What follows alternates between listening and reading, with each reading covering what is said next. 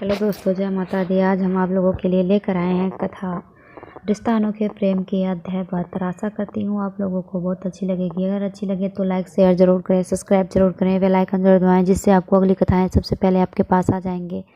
तो चलिए शुरू करते हैं। राजमाता पुंवर जी मीरा की दी जाने वाली यातनाओं की भनक पड़ रही थी। उन्हें मन हुआ कि एक बार स्वयं जाकर मीरा को मिलकर कहे कि वह पीहर चली जाए। मीरा के महल राजमाता पधारी और स्नेह कहने लगी, बेटी, तुम्हें देखती हूँ तो आश्चर्य होता है कि तुम्हें राणा जी ने दुख देने में कोई कसर नहीं रखी, पर एक तुम्हारा ही धैर्य और भक्ति में अटूट विश्वास है जो तुम अपने पथ पर प्रेम निष्ठा से बढ़ती जा रही हो।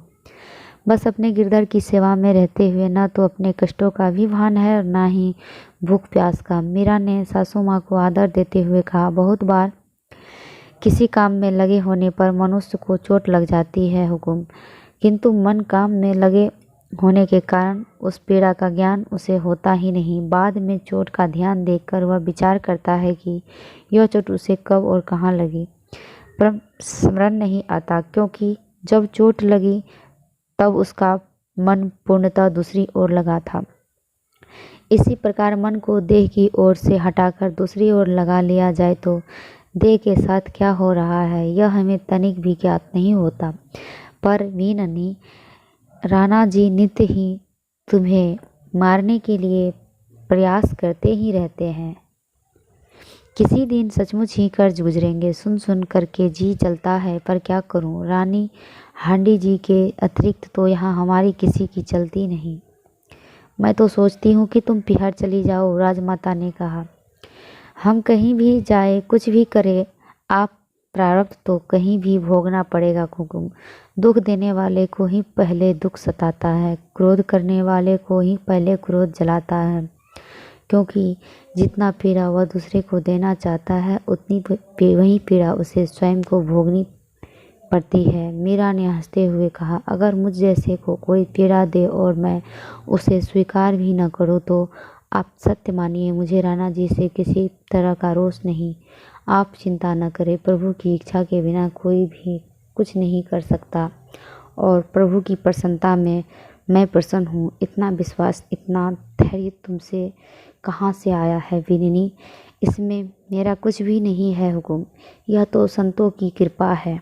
सत्संग ने ही मुझे सिखाया है कि प्रभु ही जीव के सबसे निकट और घनिष्ठ आत्मीय है, वही सबसे बड़ी सत्ता है। तब प्रभु के होते हुए भय का स्थान कहाँ, प्रभु के होते किसी की आवश्यकता कहाँ। फिर हुकुम, संतों के चरण रज में, उनकी वाणी और कृपा में बहुत शक्ति है हुकुम। तुम सत्य कहती हो बिननी, तभी तो तुम इतने दुख झेलकर भी सत्संग नहीं छोड़ती। एक बात मुझे समझ नहीं आती, भगवान के घर में यह कैसा अंधेर है कि निरपराध मनुष्य तो अन्याय की घानी में पिघलते रहते हैं और अपराधी लोग मौज करते रहते हैं। तुम नहीं जानती, यह हांडी जी राजनीति में बहुत पट्टू है।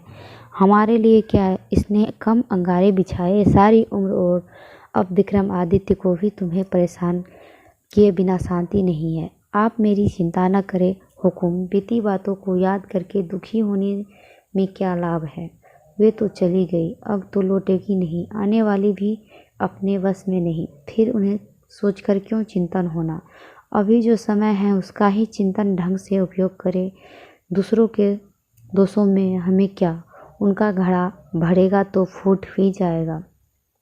न्याय किसी का सगा नहीं है हुकुम, भगवान सबके साक्षी हैं। समय पाकर ही कर्मों की खेती फल देती है। अपने दुख अपने ही कर्मों के फल हैं। दुख सुख कोई वस्तु नहीं जो हमें कोई दे सके, सभी अपनी ही कमाई खाते हैं, दूसरे तो केवल निमित्त है। मीरा ने सासू माँ के आंसू पोंछ उन्हें ज्ञान की बातें समझाकर ससने विदा कर दिया। इससे आगे कथा हम अध्याय 73 में देंगे। तब तक के लिए धन्यवाद। जय माता दी।